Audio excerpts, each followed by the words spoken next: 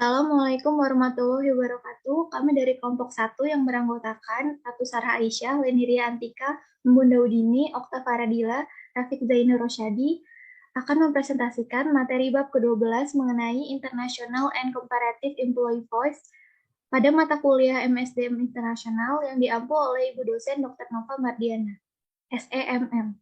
Next.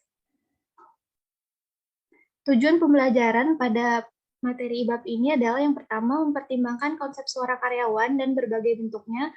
Yang kedua, memeriksa peraturan dan praktik suara karyawan di tingkat regional di Uni Eropa.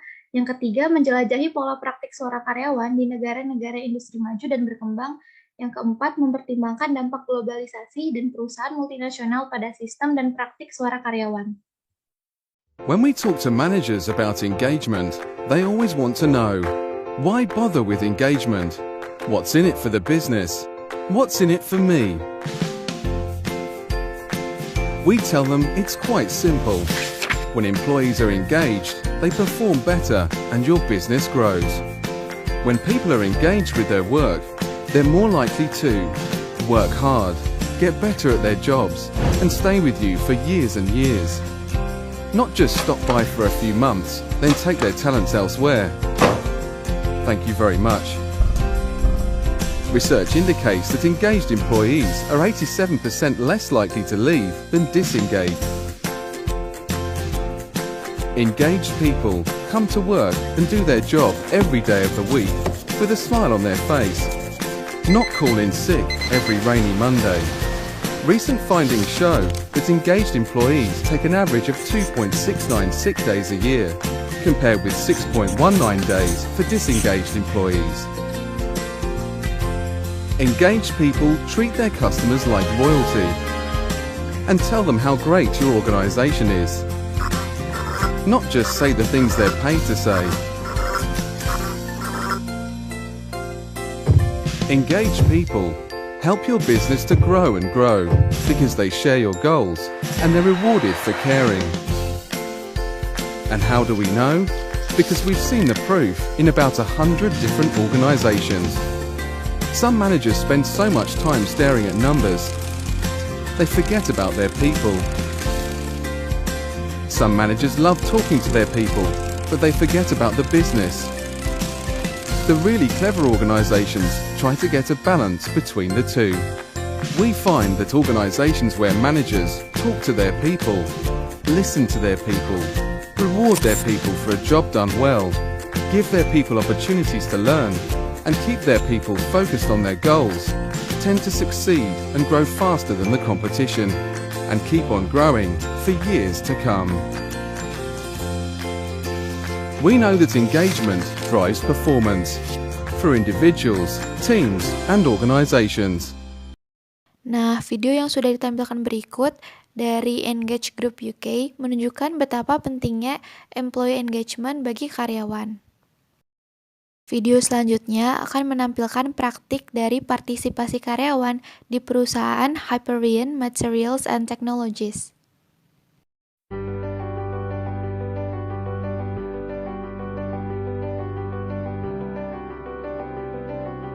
My name is Marcelo Bonandi, and I am a project engineer supervisor. I really like Hyperion because we have a good team, we work as a group. I really believe Hyperion has a strong foundation and good people.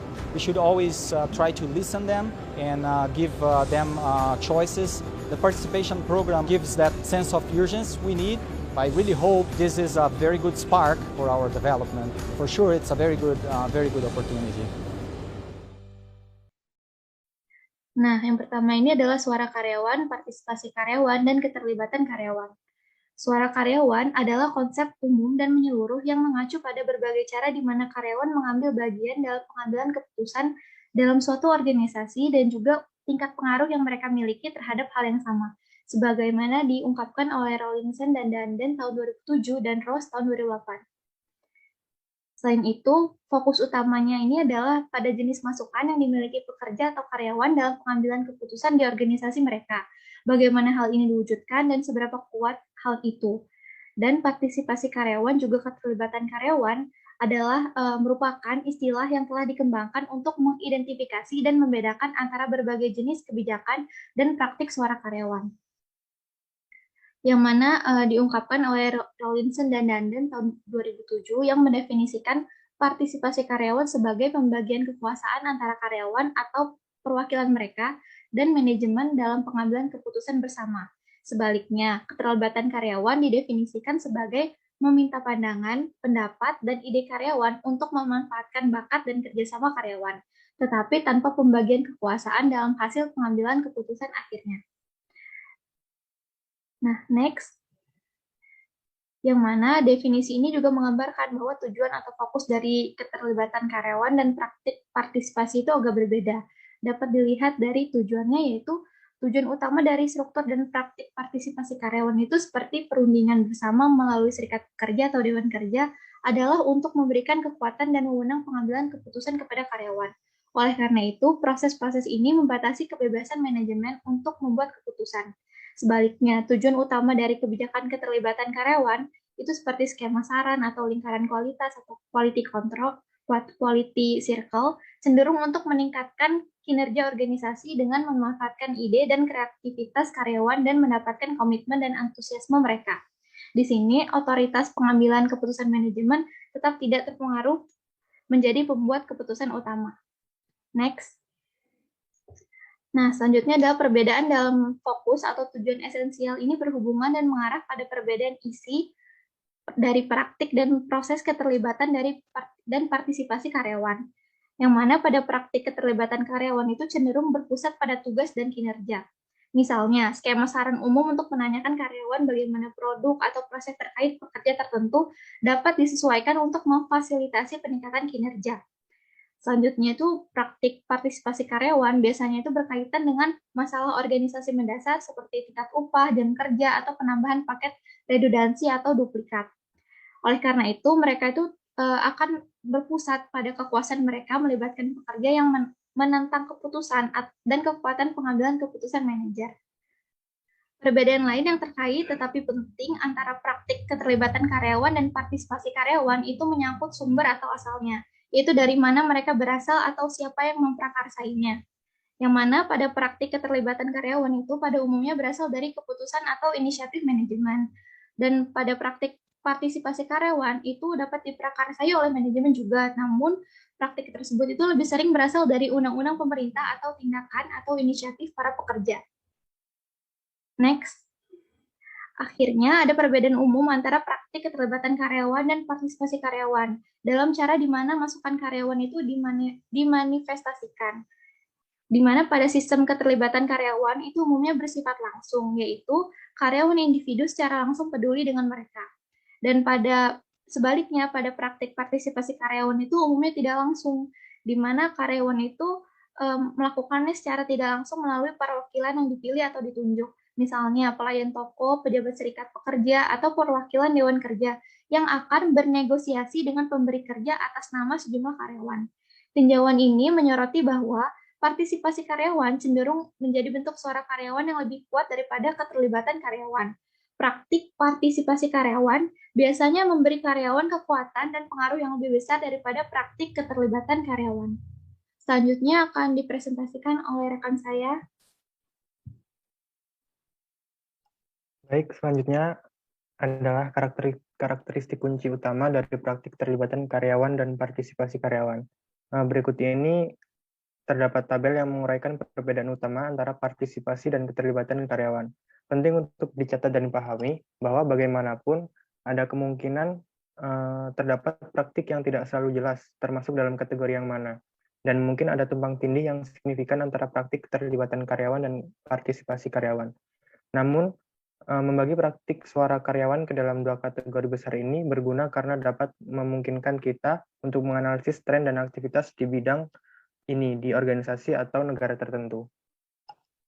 Di sini terdapat tabel di mana fokus inti keterlibatan karyawan itu adalah untuk memperoleh atau meningkatkan komitmen karyawan terhadap tujuan organisasi, sedangkan fokus inti dari partisipasi karyawan adalah memberikan kesempatan kepada karyawan untuk mempengaruhi dan mengambil bagian dalam pengambilan keputusan. Isi dari keterlibatan karyawan adalah berpusat pada tugas atau kinerja, sedangkan pada partisipasi karyawan berpusat pada kekuatan, tugas kerja, tetapi juga keputusan organisasi yang lebih mendasar. Kemudian asal dari keterlibatan karyawan yaitu berasal dari kebijaksanaan manajemen, sedangkan partisipasi karyawan berasal dari perundang-undangan, organisasi pekerja, dan kekuasaan. Kemudian otoritas keterlibatan karyawan disituasikan dengan manajemen. Untuk otoritas partisipasi karyawan itu disituasikan bersama. Selanjutnya, cara keterlibatan. Nah, keterlibatan karyawan ini cenderung langsung atau individu atau kelompok kerja, sedangkan partisipasi karyawan itu tidak langsung atau kolektif, melalui perwakilan saja. Kemudian untuk contoh keterlibatan karyawan seperti survei staf, skema saran, sistem kerja tim, lingkaran kualitas, dan forum staf. Untuk contoh partisipasi karyawan adalah perundingan bersama, dewan kerja, dan komite konsultatif bersama. Selanjutnya ada Uni Eropa sebagai sistem suara karyawan regional. Sistem regulasi internasional tentang suara karyawan masih kurang. Ada regulasi yang penting tentang hal ini di tingkat regional dalam bentuk Badan Undang-Undang Uni Eropa yang berkembang tentang partisipasi karyawan. Seperti yang dijelaskan oleh Dicken pada 2011, Uni Eropa merupakan bentuk kerjasama ekonomi regional yang relatif berkembang. Sementara NAFTA, Asosiasi Perdagangan Bebas Amerika Utara yang melibatkan Amerika Serikat, Kanada, dan Meksiko, hanyalah kawasan perdagangan bebas. Uni Eropa adalah serikat ekonomi di mana kebijakan ekonomi diselaraskan dan tunduk pada kontrol supranasional. Berbagai negara anggota Uni Eropa telah memberikan lembaga-lembaga Uni Eropa kekuatan untuk membuat undang-undang yang mengikat mereka di bidang-bidang seperti kebijakan persaingan, keamanan produk, dan perlindungan lingkungan. Hukum Uni Eropa juga memiliki supremasi di sejumlah besar bidang terkait ketenaga kerjaan. Oleh karena itu, Uni Eropa diizinkan untuk mengesahkan undang-undang yang mengikat tentang informasi dan konsultasi karyawan, asalkan mayoritas negara anggota mendukung proposal tertentu. Menurut Bernard tahun 2000, Uni Eropa telah menggunakan kekuatan ini dengan mengeluarkan arahan yang mewajibkan pemberi kerja di seluruh Uni Eropa untuk memberikan masukan karyawan ke dalam pengambilan keputusan organisasi. Akibatnya, peraturan suara karyawan tingkat regional di Uni Eropa memiliki implikasi penting bagi perusahaan multinasional maupun pribumi. Selanjutnya, ketentuan utama dari arahan utama Uni Eropa yang berkaitan dengan suara karyawan, Undang-Undang Uni Eropa tentang suara karyawan. Yang pertama ada arahan pengurangan kolektif pada tahun 1998. Hal ini mewajibkan pemberi kerja di Uni Eropa untuk berkonsultasi dengan perwakilan karyawan pada waktu yang tepat dengan maksud untuk mencapai kesepakatan tentang cara-cara menghindari, mengurangi jumlah, atau memitigasi efek dari pemecatan kolektif.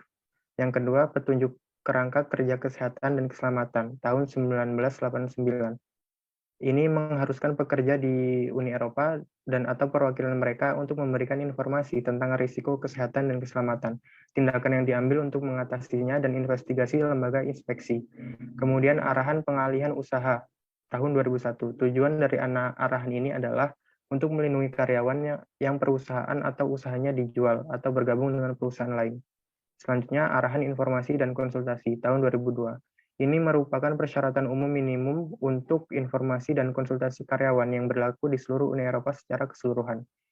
Yang terakhir, petunjuk Dewan Pekerjaan Eropa tahun 2009. Hal ini menciptakan kewajiban bagi perusahaan multinasional yang beroperasi di Uni Eropa untuk menetapkan sistem informasi dan konsultasi karyawan mengenai masalah yang menjadi perhatian karyawan di tingkat transnasional.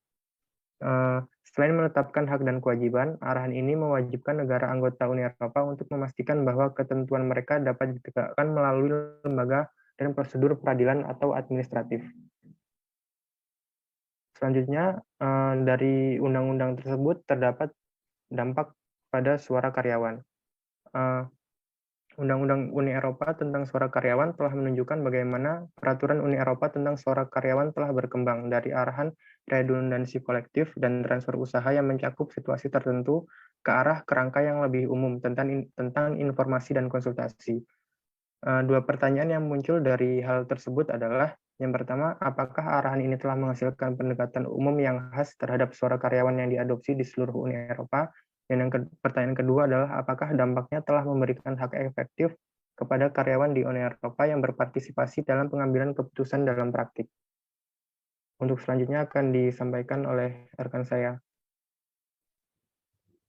Baik, selanjutnya dampak Undang-Undang Uni Eropa pada suara karyawan. Memang benar bahwa berbagai arahan berarti bahwa standar minimum umum tertentu mengenai partisipasi karyawan dalam pengambilan keputusan sekarang ada di seluruh Uni Eropa. Namun, pendekatan umum yang memberikan hak partisipasi yang kuat kepada karyawan dan perwakilan mereka tidak dihasilkan dari arahan ini karena ada sejumlah alasan. Yang pertama, tujuan arahan Uni Eropa adalah untuk menciptakan standar minimal dengan negara-negara anggota bebas untuk memperlakukan undang-undang yang lebih menuntut di tingkat nasional. Oleh karena itu, pada tingkat umum, arahan ini tidak mungkin mengarah pada harmonisasi kebijakan dan praktik suara karyawan di seluruh Uni Eropa.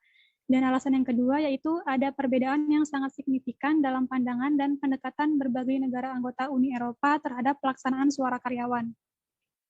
Efek dari perbedaan nasional ini telah melemahkan isi Undang-Undang Uni Eropa tentang suara karyawan, karena mayoritas negara perlu menyetujui suatu arahan untuk disahkan. Keberadaan pandangan yang berlawanan di antara negara-negara anggota cenderung membatasi potensi isi undang-undang baru. Next.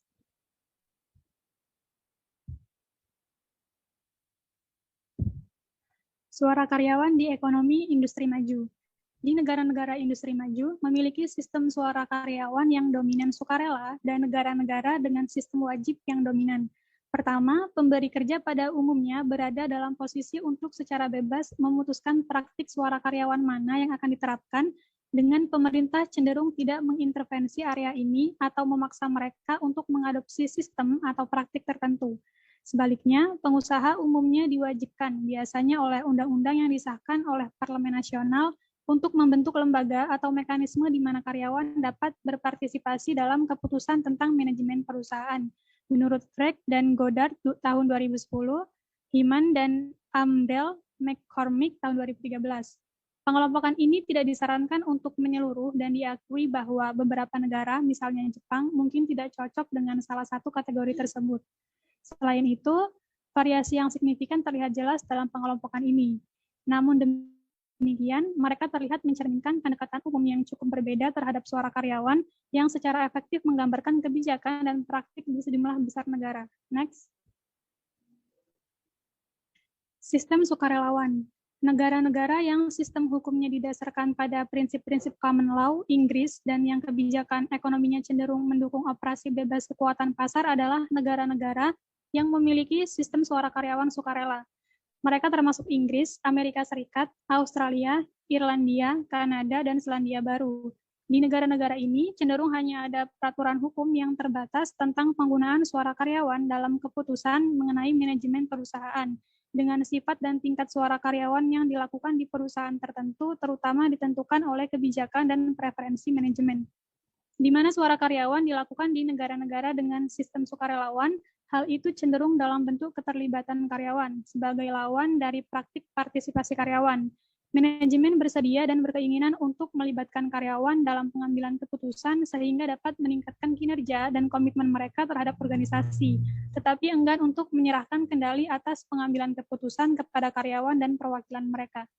Baik, selanjutnya akan dipresentasikan oleh Leni. Selanjutnya adalah sistem wajib. Pelaksanaan suara karyawan sebagian besar ditentukan oleh hak prerogatif manajemen. Di negara-negara industri maju lainnya, manajemen wajib untuk memungkinkan suara karyawan diekspresikan dan dilaksanakan. Perundang-undangan telah disahkan di banyak negara Eropa kontinental termasuk Jerman, Austria, Belanda, Prancis, dan Spanyol yang mengatur pembentukan dan pengoperasian lembaga-lembaga wajib untuk pelaksanaan suara karyawan di tempat kerja dan atau tingkat perusahaan. Menurut Slom 1995, Hyman dan Gumbel McCormick tahun 2013. Negara-negara dengan sistem suara karyawan wajib tersebut cenderung memiliki sejarah panjang dalam mempromosikan partisipasi karyawan dalam pengambilan keputusan organisasi. Budaya organisasi yang lebih luas dan masyarakat yang lebih luas juga cenderung sangat mendukung partisipasi karyawan dalam pengambilan keputusan organisasi. Oleh karena itu, dalam istilah praktis, Sementara kekuasaan pengambilan keputusan di negara-negara ini terus berada terutama di tangan manajemen. Otonomi dan kendali substansial telah diserahkan kepada perwakilan karyawan. Sistem Jerman sering dilihat sebagai contoh dari pendekatan semacam ini terdapat terhadap suara karyawan. Perundang-undangan yang disahkan oleh Parlemen Federal telah menciptakan peraturan dan regulasi wajib yang harus diikuti oleh perusahaan Jerman mengenai partisipasi karyawan dalam manajemen perusahaan. Next. Selanjutnya, sistem suara Jerman. Ada beberapa poin terkait sistem suara Jerman. Yang pertama, Undang-Undang Konstitusi Pekerjaan 2001 mewajibkan pengusaha Jerman untuk membentuk Dewan Kerja. Yang kedua, perwakilan Dewan Pekerjaan dipilih melalui pemungutan suara rahasia dari semua karyawan yang berusia 18 tahun ke atas. Yang ketiga, pengusaha juga diharuskan untuk mendirikan sebuah tingkat perusahaan Dewan Kerja di mana lebih dari satu Dewan Kerja di tempat kerja beroperasi. Yang keempat, Dewan Pekerjaan memiliki hak atas informasi pada masalah keuangan dan bisnis umum. Yang kelima, mereka memiliki hak informasi dan konsultasi mengenai kebijakan perusahaan. Dan yang keenam adalah mereka memiliki hak penentuan bersama mengenai hal-hal kebijakan personil. Next.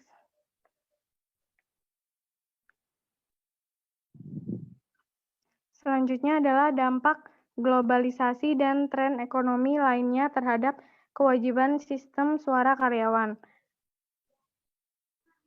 Ada perubahan drastis di dalam dan di seluruh ekonomi nasional selama beberapa tahun dekade terakhir. Proses globalisasi ini telah dipercepat yang berarti bahwa perusahaan-perusahaan yang beroperasi di sektor-sektor yang diperdagangkan secara internasional telah menghadapi persaingan yang semakin meningkat dari luar negeri. Telah terjadi pergeseran manufaktur dan semakin banyak aktivitas sektor jasa yang signifikan dari negara-negara industri maju yang kaya ke lokasi-lokasi berkembang yang berbiaya lebih rendah seperti Eropa Timur, Cina, India, dan Filipina.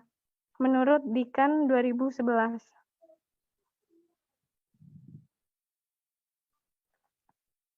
Selanjutnya adalah tren kehadiran dan pengaruh Dewan Karya Jerman. Meningkatnya persaingan yang dihadapi oleh bisnis Jerman sebagai konsekuensi dari globalisasi juga telah menantang kekuatan dan otoritas Dewan Pekerja. Menurut Grah dan Tangu 2004, seperti di negara lain, manajer di perusahaan Jerman mendapat tekanan kuat untuk mengurangi biaya dan meningkatkan produktivitas dan tekanan dan dinamika ini telah menyebabkan konflik dan ketidaksepakatan yang meluas dengan Dewan Kerja mengenai isu-isu seperti relokasi, outsourcing, tingkat pekerjaan, dan pengaturan kerja. Tren ini telah menyebabkan pengusaha Jerman menuntut dan serikat pekerja untuk menyetujui perubahan kelembagaan yang memberikan fleksibilitas yang lebih besar. Sementara deregulasi industri seperti perjalanan udara dan telekomunikasi terkait dengan tren liberalisasi yang lebih luas dalam ekonomi internasional juga berdampak besar pada pola suara karyawan yang berlaku. Next. Selanjutnya akan dijelaskan oleh rekan saya. Baik, terima kasih Leni. Saya akan melanjutkan materi berikutnya yaitu dampak kebijakan multinational corporation pada sistem suara karyawan wajib. Menurut Smith tahun 2003 melakukan survei terhadap sampel yang mewakili perusahaan asli Jerman dan perusahaan milik asing yang mempekerjakan 70 karyawan atau lebih, menemukan bahwa perusahaan milik asing dalam sampelnya memiliki kemungkinan paling kecil untuk memiliki dewan kerja seperti perusahaan asli Jerman, dengan hampir 60% dari manajer personalia yang disurvei di perusahaan asing menempatkan pentingnya Dewan Kerja sebagai sarana komunikasi manajemen karyawan. Dan berikutnya, menurut Muller tahun 1998 menemukan bahwa sementara semua perusahaan pribumi dan milik Inggris mematuhi Undang-Undang Jerman tentang partisipasi karyawan, 6 dari 9 perusahaan Amerika Serikat tidak mematuhi sama sekali atau hanya sebagian mematuhi. 4 di antaranya tidak memiliki dewan kerja sama sekali, sedangkan 2 lainnya tidak memiliki dewan di tempat kerja utama. Selain itu, penelitian ini menguraikan bagaimana untuk mencegah pembentukan dewan kerja, perusahaan-perusahaan ini dalam praktiknya diharuskan menyediakan syarat dan ketentuan yang baik bagi karyawan mereka serta mekanisme komunikasi alternatif. Next.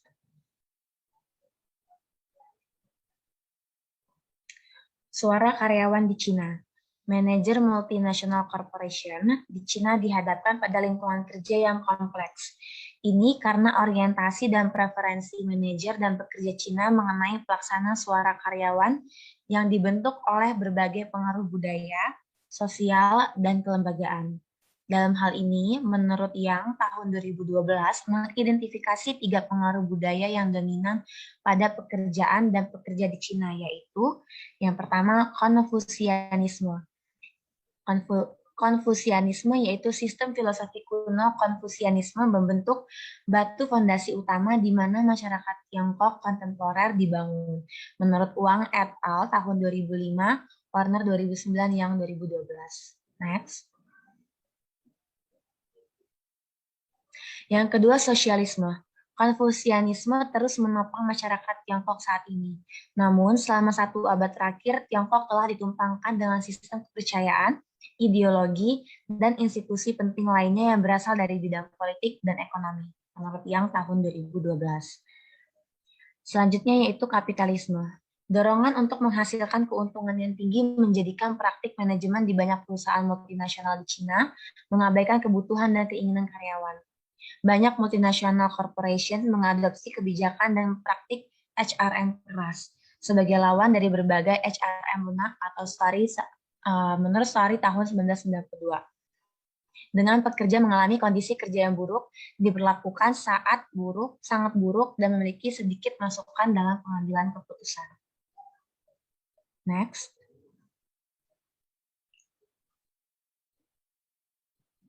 Kesimpulan. Bab ini telah memberikan gambaran umum dan diskusi tentang suara karyawan dari perspektif internasional dan komparatif. Konsep suara karyawan, keterlibatan karyawan, dan partisipasi karyawan dijelaskan sebelum Uni Eropa disajikan sebagai satu-satunya entitas internasional regional dengan beberapa aturan dan peraturan umum di bidang ini. Pemeriksaan modal nasional mengidentifikasi 2 pengelompokan besar negara-negara di antara ekonomi industri maju, negara-negara dengan sistem suara karyawan wajib, dan negara-negara dengan sistem sukarela. Bagian terakhir dari bab ini membahas praktik suara karyawan di negara berkembang atau negara industri.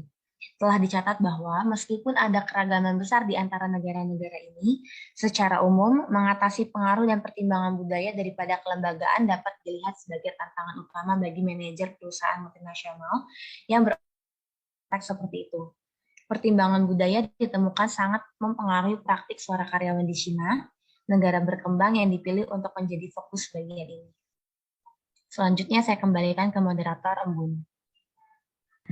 Baik, sekian presentasi dari kelompok 1. Terima kasih atas perhatiannya.